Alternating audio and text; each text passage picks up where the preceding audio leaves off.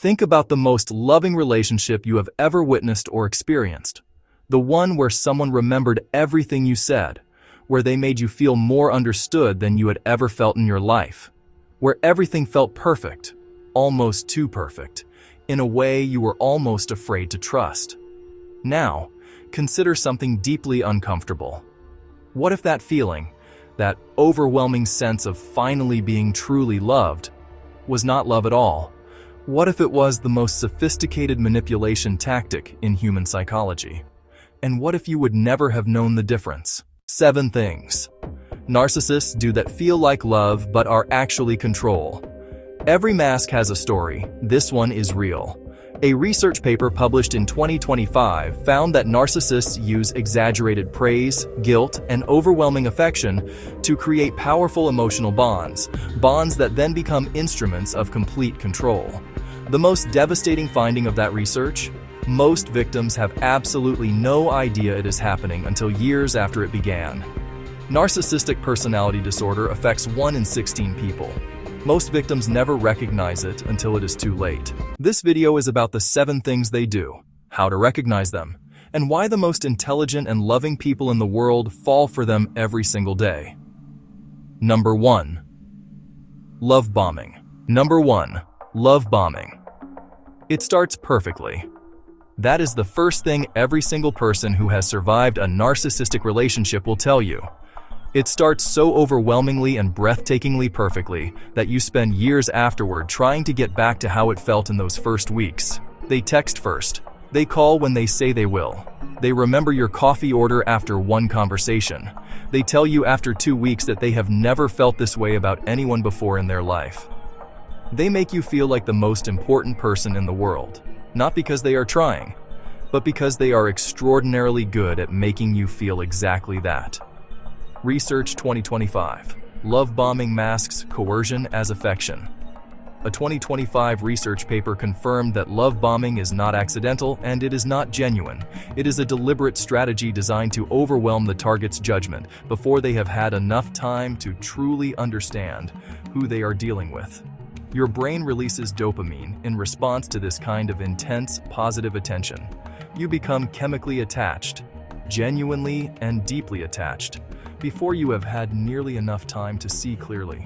And by the time that perfect feeling begins to change, you are already in too deep to walk away easily.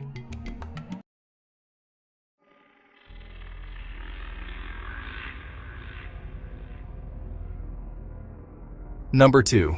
Making you feel uniquely understood. This is connected to love bombing, but it is more insidious and more lasting in its damage. The narcissist listens to you in a way that nobody ever has before. They remember the name of your childhood dog. They remember what your mother said to you that still hurts. They remember the dream you mentioned once and never brought up again. And they use every single detail to reflect back to you a version of yourself that finally feels completely seen.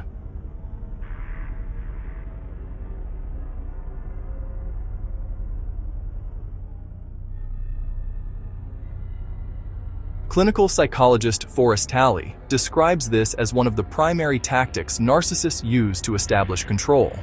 The message they deliver without ever saying it directly is always the same: nobody knows you like I do. Nobody ever will. What takes time and pain to understand is that this intimacy is not real. It is not love. It is reconnaissance. Every vulnerability you share in those early months of feeling finally understood becomes information. And information in the hands of a narcissist is never just information. It is ammunition.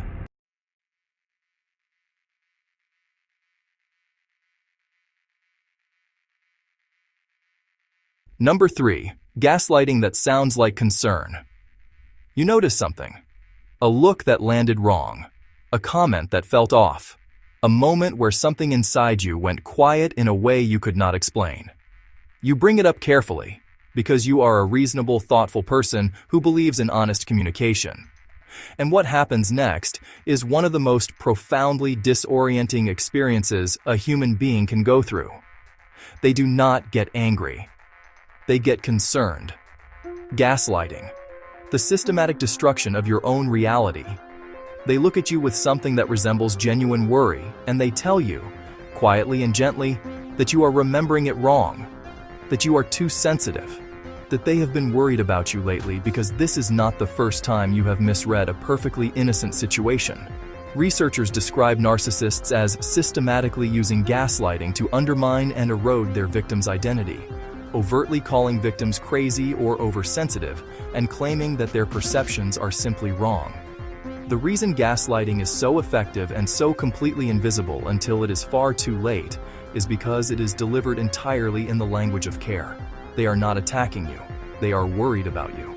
By the time you understand what has been happening, you have spent months or years apologizing for things that were done to you. Number 4. Isolation. Disguised as devotion. Number 4. Isolation disguised as devotion.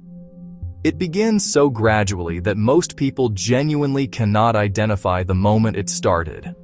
Maybe they mentioned vulnerably that your best friend does not seem to truly appreciate you. Maybe they expressed that your family has never really understood you the way they understand you. Maybe spending time with other people started to feel complicated in ways that were somehow always your fault. They don't take your support system. They make you give it away yourself. Clinical psychologist Dr. Kate Cummins describes this with precision. Manipulative people isolate you from your safety net of friends and family to gain as much access and control as possible. This happens so gradually that you may not realize what has happened until you suddenly look around and find that you have lost touch with every meaningful relationship in your life, except one. The genius of this, if something this cruel can be called genius, is that it is delivered entirely in the language of love. I just want you to myself. I just want to protect you. Nobody loves you the way I do. By the time you recognize what has happened, you are entirely dependent on the one person who engineered that dependence from the very beginning.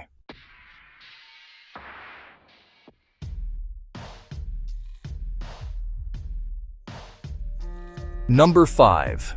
Intermittent reinforcement. This is the mechanism that keeps people inside narcissistic relationships long after they have recognized that something is deeply wrong. And it is the one that is hardest to explain to anyone who has not personally lived through it. The relationship cycles. Between extraordinary warmth and inexplicable coldness. Between days where they are everything you fell in love with, and days where they are distant, critical, or completely unrecognizable. Between moments of feeling more loved than you have ever felt, and moments of feeling completely invisible.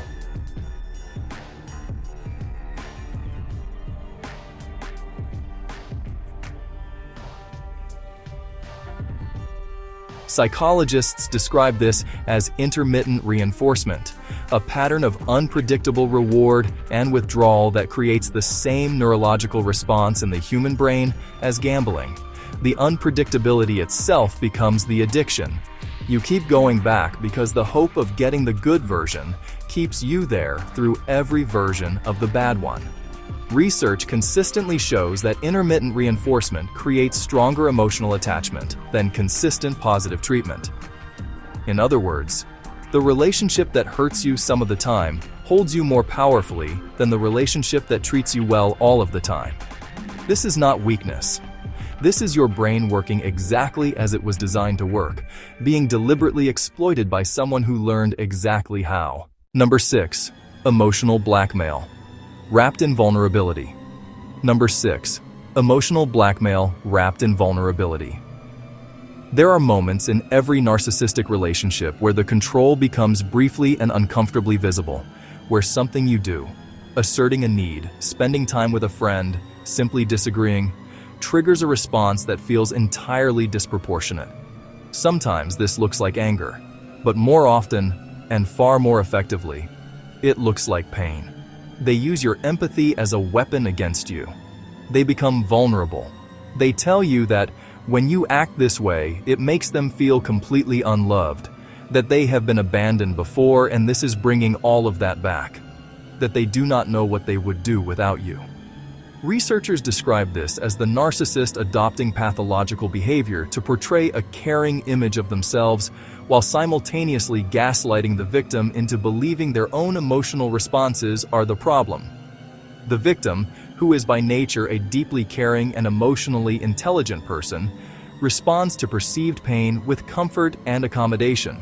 And gradually, so gradually it is almost invisible, they learn to manage their own behavior in order to prevent their partner's suffering. What looks from the outside like someone being controlled, looks from the inside like someone trying very hard to be a good partner to a person who is struggling.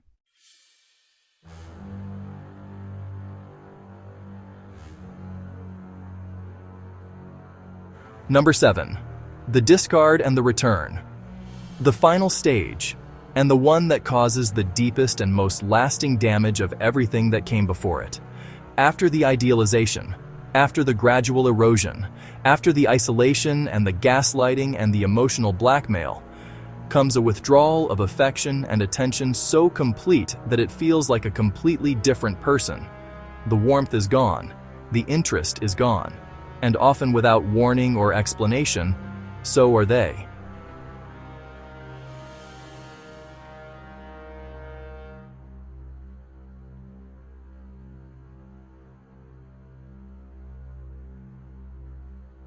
For the person left behind, who has spent months or years trying to be enough, trying to understand, trying to fix something they were never responsible for breaking, the discard is devastating in a way that is genuinely difficult to describe.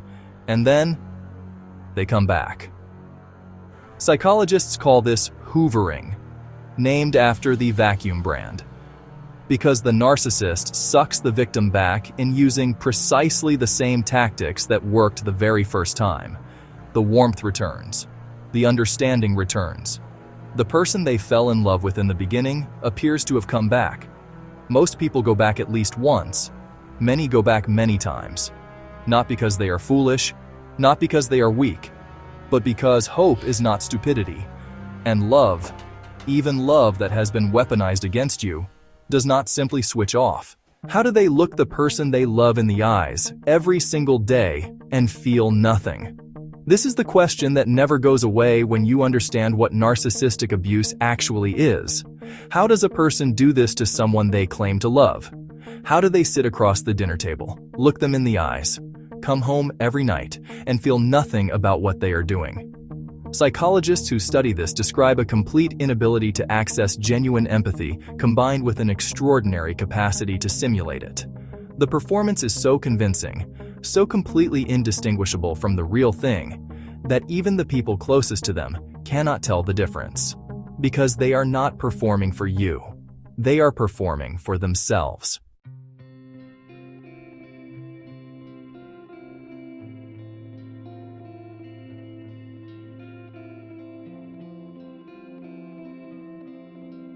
If anything you have heard today felt familiar, if you found yourself thinking of someone, of a relationship, of a version of yourself you have been trying to understand, I want you to know something important. The fact that you did not see it coming is not a failure of your intelligence. It is evidence of your humanity. Narcissists do not target weak people. They target empathetic people, loving people, people whose capacity for understanding and forgiveness is so large that it can be used against them. And understanding what was done to you, naming it clearly and without shame, is where everything begins. But do you know their mask? Look at the person you trust most in the world right now. You know their face, you know their voice, you know their habits and their stories and the way they take their coffee. But do you know their mask? The mask always slips. It's just a matter of time. I'm behind the mask, and I'll see you in the next one.